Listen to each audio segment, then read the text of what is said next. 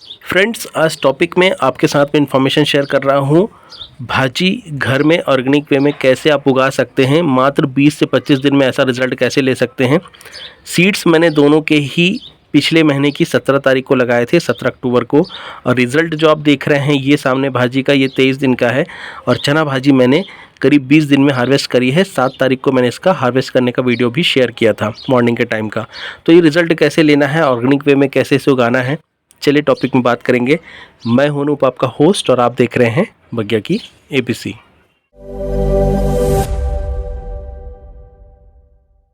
Friends, seeds मैंने दोनों के आपको बताया कि पिछले महीने की 17 तारीख को लगाए थे, तो करीब 23 दिन का ये रिज़ल्ट है। और जो सीड्स मैंने लिए थे वो घर से ही लिए थे, जो हमारे किचन में अवेलेबल होते हैं, मेथी के और चने के। और यहाँ पे मैंने चने में 2 तरीके के सीड्स लगाए थे। देसी चने लगाए थे जिसमें अच्छा अंकुरण मिला था, और जो काबली चना आता है वो मैंने लगाया था, तो उसमें रिज़ल्ट थोड़ा सा कम यहाँ पर मिला था, और यहाँ पर और भी ज़्यादा कम मिला था। ये भी देसी ही है, तो ये और ये 2 देसी की रो हैं, और ये वाली जो आखिरी वाली है ये दोनों काबली चने की है। तो काबली में यहाँ पे ग्रोथ थोड़ी सी फास्ट रहती है, ये हाइट में ज़्यादा तेज़ी से बढ़ते हैं, ये थोड़ा सा कम बढ़ते हैं, लेकिन ग्रोथ का जो रिज़ल्ट है यानी जर्मिनेशन का वो अच्छा इसमें मिलता है देसी वाले में। तो जो भी आपको इसमें से पसंद है उसे लगा सकते हैं, दोनों ही सेम है। तो ये जो है रिज़ल्ट करीब 20 दिन में मैंने शेयर किया था। 7 तारीख को मैंने वीडियो शेयर किया था इसका हार्वेस्ट करने का, और मैंने इसे अभी जो 2 नोड है छोड़ के काटा है, तो अगले करीब 15-20 दिन में फिर से इसके अंदर में हो जाएगा और ये फिर से अवेलेबल हो जाएगी। तो यहाँ पे जो सबसे इम्पॉर्टेंट है वो है इसका बेड कैसे तैयार करना है, क्योंकि मैंने यहाँ पे ऑर्गेनिक वे में ही इसे उगाया है। इसमें कोई केमिकल फर्टिलाइज़र कुछ भी नहीं दिया है, इवन मैंने इसमें कंपोस्ट भी अप्लाई नहीं किया है। जब मैंने बेड तैयार किया था उसी बेड के ऊपर में जब मैंने पहली बार भाजी लगाई थी, जो बीज हैं लगाए थे, उसके बाद मैंने पानी ही डाला है और कुछ भी नहीं किया। तो कैसे इसे तैयार करना है सबसे पहले बात कर लेते हैं। तो यहाँ पर आपको जो पॉट है इसका सिलेक्शन ऐसा करना है जिसमें 6 इंच कम से कम गहरा हो। ये ध्यान रखना है कि 6 से 8 इंच होना चाहिए। ये सूटकेस से बनाया है, ये स्कूटर की डिग्गी से तैयार किया है। दूसरा, नीचे ड्रेनेज होल होना चाहिए। तो इसमें 2 ड्रेनेज होल हैं, इसमें चारों कॉर्नर पे एक एक है, क्योंकि पूरा फ्लैट है। थोड़ा सा ऐसा है नीचे की साइड झुका हुआ है, तो बिल्कुल सेंटर पे 2 छेद हैं इसमें।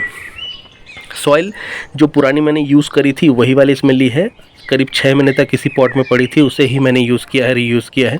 आप अगर फ्रेश सॉइल लेते हैं तो फ्रेश भी ले सकते हैं, अगर पुरानी ले रहे हैं तो धूप में सुखा लेना है, इस बात को ध्यान रखना है। इसके बाद में सॉइल के अंदर में सैंड, अगर सैंड आपकी सॉइल ऐसी है जिसमें सैंड कम है, चिकनी मिट्टी है, तो थोड़ा सा सैंड मिला लीजिए तो अच्छा रहेगा। और अगर आप इसमें सैंड पहले से मिली हुई सॉइल है तो फिर उसमें मिलाने की जरूरत नहीं है। सॉइल के ऊपर डिपेंड करता है आपको सैंड मिलाना है नहीं मिलाना है। इसके बाद में इसके अंदर में मैंने जो ऐड किया है वो है सूखी पत्तियां, जो गार्डन से हमारी निकलती हैं उसको ही यूज़ किया, अच्छे से सुखा करके ड्राई करके। तो आपको क्या करना है, अच्छी खूब सारी सूखी पत्तियां अरेंज करके रख लेनी है। अब इसका जो लेयरिंग है वो 7 लेयर का मैंने यहाँ पे किया है। तो सबसे पहले नीचे आखिरी में इसमें मिट्टी की लेयर बिछा देनी है। उसके बाद में ऊपर उसके करीब आधा इंच के आसपास जो सूखी पत्तियाँ हैं उसकी लेयर बिछा देनी है। फिर से ऊपर उसके मिट्टी की लेयर बिछा देनी है। फिर से उसके ऊपर में सूखी पत्तियाँ, फिर से मिट्टी, फिर सूखी पत्तियाँ और फिर मिट्टी आखिरी में। तो ऐसे 3 लेयर आपको बनाना है, सूखी पत्तियों का, मिट्टी का, ऐसे करके सबसे ऊपर में मिट्टी रहेगी और सबसे आखिरी में मिट्टी रहेगी, और बीच में 3 लेयर जो रहेंगी वो सूखी पत्तियों की रहेंगी। तो इस तरीके से इसमें करना है। फिर इसके बाद में आपको क्या करना है, इसको छोड़ देना है 1 से 2 दिन के लिए। मैंने करीब 2 दिन छोड़ दिया था। मिक्स करने के बाद में पानी वानी कुछ नहीं देना है, और फिर इसके बाद में तीसरे दिन आपको इसमें क्यारी बनानी है और आपको बीज लगा देने हैं, और हल्का सा ऊपर से आपको स्प्रेयर की सहायता से स्प्रे कर देना है। नीचे तक पूरा गीला करने की जरूरत नहीं है, आपको हल्का सा नीचे जो है सॉइल, वो बीज है उसके ऊपर में हल्का सा स्प्रेयर की सहायता से स्प्रे कर देना है। फिर आप देखेंगे 4 से 5 दिन में आपको अंकुरण मिल जाएगा इसका मेथी का, और 2 से 3 दिन में आपको अंकुरण मिल जाएगा इसका चने का। एक बात आपको ध्यान रखनी है कि दिन में इसमें धूप के कारण हो सकता है कि आपके पौधे थोड़े से टेढ़े मेढ़े हों, थोड़े से इसके जो मेथी के हैं ये 1-2 ख़राब हो, क्योंकि इसमें करीब 60% ही यहाँ पे बचे हैं और 40% ख़राब हो गए हैं, क्योंकि वो थोड़ा सा फंगस की प्रॉब्लम होती है शायद उन लगने में, उगने में, तो वो ख़राब होते हैं। तो मैंने स्टार्टिंग में ही इसमें फंगिसाइड अप्लाई कर दिया था, तो ठीक से बच गए हैं, नहीं तो हो सकता पूरे ख़राब हो जाते हैं। तो आपको ध्यान रखना है कि इसमें फंगिसाइड का स्प्रे करना है, और पानी इसमें कम देना है। जब मिट्टी आपको सूखी दिखे तभी देना है, दोनों के ही केस में इस बात को ध्यान रखना है। और यहाँ पे हार्वेस्टिंग करते समय आपको 2 करीब नोट छोड़ करके फिर इसे कट कर लेना, जिससे अगली बार के लिए फिर से ये अवेलेबल हो जाए। इन्हें आप चाहें तो उखाड़ भी सकते हैं, सेम इन्हें भी आप 2 नोट छोड़ के कट कर सकते हैं। मैं इन्हें डायरेक्ट निकालने वाला हूँ, फिर नया वापस से लगाऊंगा, तो इस तरीके से आप यहाँ पे कर सकते हैं। फ्रेंड्स, इस पूरे प्रोसेस में मैंने कहीं पे भी कंपोस्ट का या केमिकल फर्टिलाइज़र का यूज़ नहीं किया है।